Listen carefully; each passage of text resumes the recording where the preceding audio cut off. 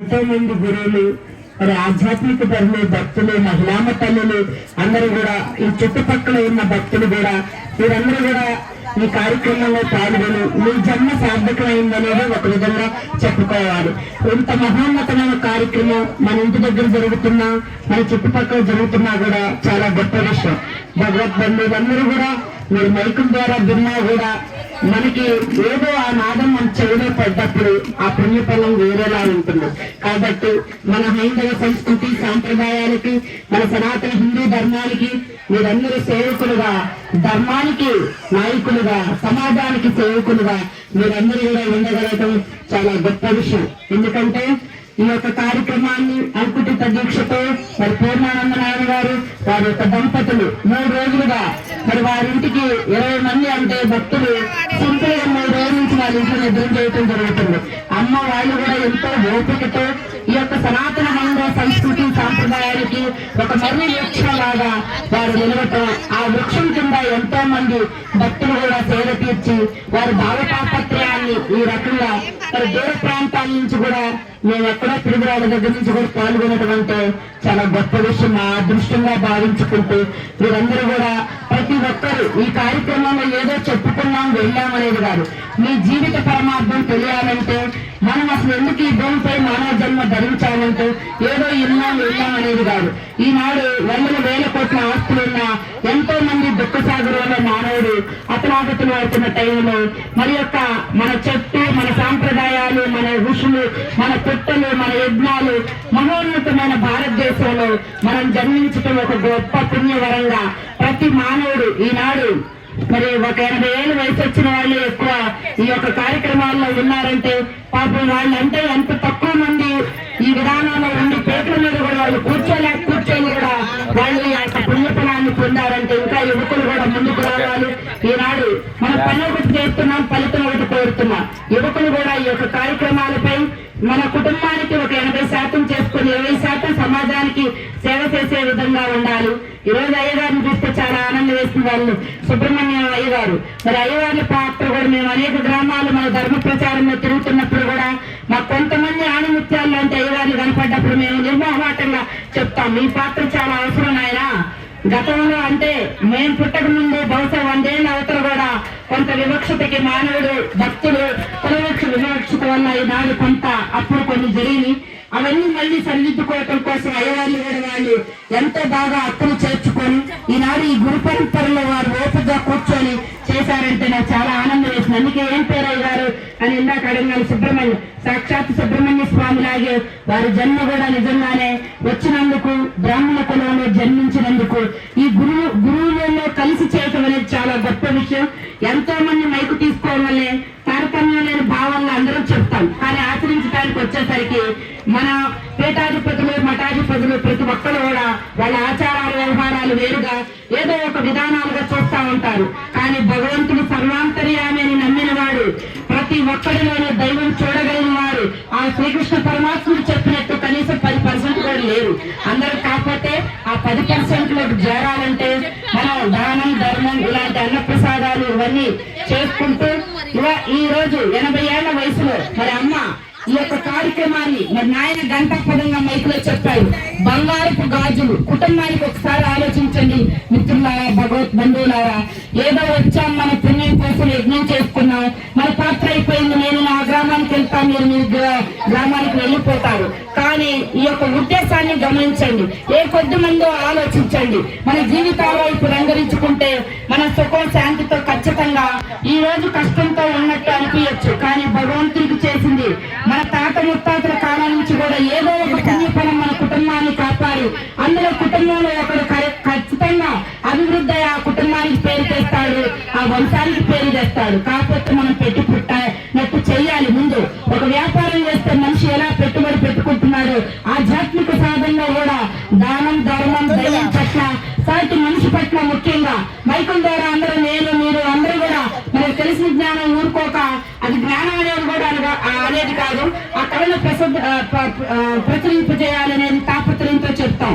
కానీ ఆచరణలోకి వచ్చేసరికి మేము గత 4 సంవత్సరాల నుంచి అనేక గ్రామాలు తిరుగుతున్నప్పుడు అరకొరగ్గా ఆణిముత్యాలు కనపడ్డప్పుడు మా హృదయాల్లో ఆనంద బాష్పాలు రావుతాయి. ఎక్కడైనా మనవారనే భావన మాకు తగిలి ఇంత ప్రాంతం ఇంత దూరం రావాల్సి వచ్చింది. మీ అందరూ కూడా ఆనందంగా మా వెంక వచ్చినప్పుడు చూస్తుంటే ఈ గుంటూరులో నిజంగా ఈ శారదా కాలనీలో ఏనాడు పుణ్య దంపతులతో మాకు పేరు జన్మ అంటారు కదా, ఆ రుణానుబంధం ఇప్పుడు 3వ సారి రావడం జరిగింది. వారు ఎప్పుడు కూడా ఎంత ఆనందంతో పిలుస్తారు. మేము అనేక పనులున్నా అవి వాయిదా వేసుకొని ఇక్కడ మన భక్తులు ఉన్నారు. మనకి ఎంతో మంది మనకి మీ దగ్గర ఉంటే అదొక తెలియని ఎనర్జీ వస్తుంది. మేమేదో సాధించాం చెప్పామనేది కాదు, మీ ద్వారా తీసుకునే ఎనర్జీ చాలా పవర్ఫుల్. కాబట్టి భగవత్ బంధువులందరూ కూడా చక్కగా 1 గంటకి ఈ కార్యక్రమం అయిపోయి అన్నప్రసాదం తీసుకోవటానికి ఇందు కర్త అమ్మ మరి లలితమ్మ గారు, లీలమ్మ గారు 3 రోజుల దగ్గర నుంచి ఆమె ఒక్కసారి కుదురుగా కూర్చొని కంటి అంబడి నిద్ర కూడా పోలా. సాక్షాత్తు ఆ వేణుగోపాల స్వామి ఆమెలో దూరి ఈ కార్యక్రమాన్ని గతంలో అంటే ఆమె జన్మ తీసుకోకముందే భగవంతుని దగ్గర మాటిచ్చి ఈ భూమిపైకి వచ్చి ఈ రోజు ఖచ్చితంగా ఈ పుణ్య కార్యక్రమం గాజులన్నీ చేయటం ఆలోచించండి భగవద్బంధువులారా. నా హృదయానికి మళ్ళీ మళ్ళీ చెప్పాలనిపించే అసలు పూర్ణనాయన చెప్తుంటే నా కళ్ళంలో నీళ్ళు వచ్చినాయి. మహిళామ తల్లులుగా మనం ఒక చిన్న గ్రామం ఉన్నా దాంతో మన మనవలకు పనికొస్తుందో, మన కొడుకు పనికొస్తుందో, నాకు పనికొస్తుందో అని ఆలోచిస్తాం. కానీ ఆ అమ్మ గాజులన్నీ ఈమె పరోపకారం. ఆమె ఇంకా 2 దశాబ్దాలు అంటే 100 ఏళ్ళు మినిమం మనిషి మంచి ఆయుష్ వాళ్ళు పరిపూర్ణంగా బ్రతకటం అంటే 100 ఏళ్ళు అంటే ఆమె పుణ్యస్త్రీ కాబట్టి 100 ఏళ్ళు. మిగతా మన గత జన్మ కర్మానుసారం తక్కువ ఆయుష్ అవుతుంది. కానీ ఆమె జీవితం ఏం కోరుకోవాలా, నా కుటుంబానికి ఇవ్వాలనుకోవాలా. కానీ ఆమె ఇచ్చిన సమాజానికి నేను ఏదో చేయాలనేది ఆమె తెలివి ఎంత ఉన్నా లేకపోయినా భగవంతుడు ఆ జీవిని అలా వాడుకొని ఖచ్చితంగా సమాజానికి ఆణిముత్యంలాగా ఆమె భగవంతుడిని అక్కడ సాక్షాత్కరించుకొని మీ దుఃఖాలు పోగొట్టుకోవటానికి నేను సాక్షాత్కారంగా ఇక్కడ ఉంటున్నాను నాయన. ఈ వీధిని పోతున్న వాళ్ళు భక్తులు అందరూ కూడా నన్ను సేవించండి అని మరి ప్రాణ ప్రతిష్ఠ అంటే సాక్షాత్ భగవంతుడు ప్రాణస్వరూపంగా ఈ రోజు నుంచి మనం అక్కడ విశ్వాసంతో మొక్కుకుంటే ఆ కోరిక ఖచ్చితంగా తీరుతుంది. ప్రాణ ప్రతిష్ఠ అని బ్రాహ్మణులు, అయ్యగారులు, గురుతత్వం ఇలా చేయటం అంటే అదే.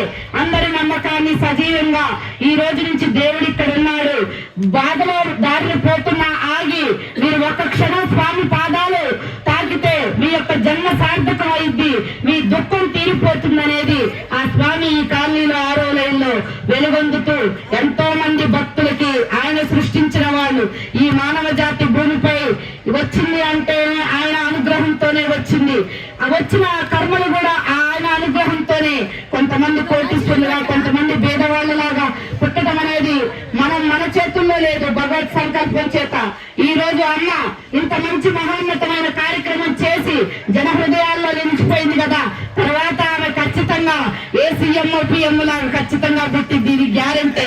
మానవ జన్మ లేదనుకోవటం అసాధ్యం.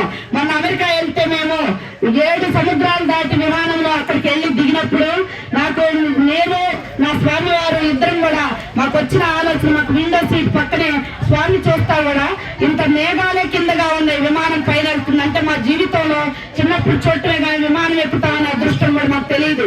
నేను నిజంగానే ప్రతిదీ ఆస్వాదిస్తూ స్వామి నాకు వివరిస్తున్నాడు. విమానంలో ఉన్న వాళ్ళందరూ ఒక గోళ, కోటీశ్వరుడు మహేంద్రుడు ఒక గోళ. స్వామి చెప్తున్నాడు అంటే 14 భువన మండలాల్లో ఖచ్చితంగా స్వామి లోకం ఉంది. నేను అంతకుముందు అనుకునేదాన్ని మానవుని కాల్చితే ఇంకెక్కడ వాడు తిరిగి వస్తాడు, ఇది అబద్ధం అనేదాన్ని. ఖచ్చితంగా 7 సముద్రాల అవతల అమెరికా అనే లేకపోతే ఇంకొక దేశం ఉన్నప్పుడు ఖచ్చితంగా 14 భువన మండలాల్లో ఆ శ్రీకృష్ణ భగవానుడు శేషపాంపై గోపికలతోనూ తన ఇష్టం వచ్చిన రీతిలో మనందరినీ ఈ భూమండలంపై ఒక నలుసులుగా ఆడిస్తూ నవ్విస్తూ దుఃఖిస్తూ ఆయన ఆడుకునే ఆట బొమ్మలు. కాబట్టి భగవద్బంధువులందరూ కూడా మీరందరూ కూడా జీవితంలో మనం ఏదో కార్యక్రమంలో ఉన్నామనేది కాకుండా దైవారాధన నిత్యం చేస్తూ పరోపకారం చేయాలి. మన కుటుంబం కోసం 8 గంటలు పనిచేయండి, 2 గంటలు సమాజం కోసం. ఈ చుట్టుపక్కల ఎంతో మంది నిరుపేదలు ఉండొచ్చు, ఏదైనా సరే మంచి మానవత్వం కోసం మనం ఎక్కడ జీవిస్తామో ఆ చుట్టుపక్కల వాతావరణం బాగు కోసం శ్రమించండి. ఈనాడు మత మార్పులు అనేక అవుతున్నాయి. భారతదేశమే సనాతన హైందవ సంస్కృతి సాంప్రదాయాల్లో మంచి గని.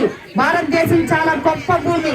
నేను ఆ దేశం వెళ్ళిన తర్వాత అనిపించింది నా దేశంలో ఉన్న గొప్పతనం, ఈ అన్నం గాని, ఈ ప్రేమలు గాని, ఈ రుచులు అన్ని కూరల్లాగా ఎలాగుందో అలాగుంది. డబ్బుల కోసమే మిగతా దేశాలు పిల్లల్ని ఈనాడు పంపించడం కూడా నిజంగానే మనం చూశాక అనిపించింది. మన దేశంలో ఉన్న గొప్పతనం, మాతృదేశం యొక్క ప్రతిదీ మాతృదేశం కన్న తల్లిలాగా మీరందరూ కూడా భావించి మన దేశానికి వీలైనంత, మన దేశం మొత్తం మనం చేయలేం, మన ప్రాంతం, మన వీధి, మన సనాతన హైందవ సంస్కృతి సాంప్రదాయాలకి భగవద్బంధువులందరూ కూడా నిలువెత్తు నిదర్శనంగా ప్రతి మనిషిని గౌరవిస్తూ మానవుల్లో ఉన్న జీవుడు దేవుడేనని గమనిస్తూ మీ యొక్క జీవితాలు తరింపజేసుకోవాలని నిండైన మనసుతో కోరుకుంటూ ఈ అవకాశం ఇచ్చిన పూర్ణానంద దంపతులకి, ఈ వేణుగోపాల స్వామిని ప్రతిష్ఠించిన అమ్మకి ప్రణామాలు తెలుపుకుంటూ సెలవు తీసుకుంటున్నాను. సర్వే జన సుఖినో భవంతు.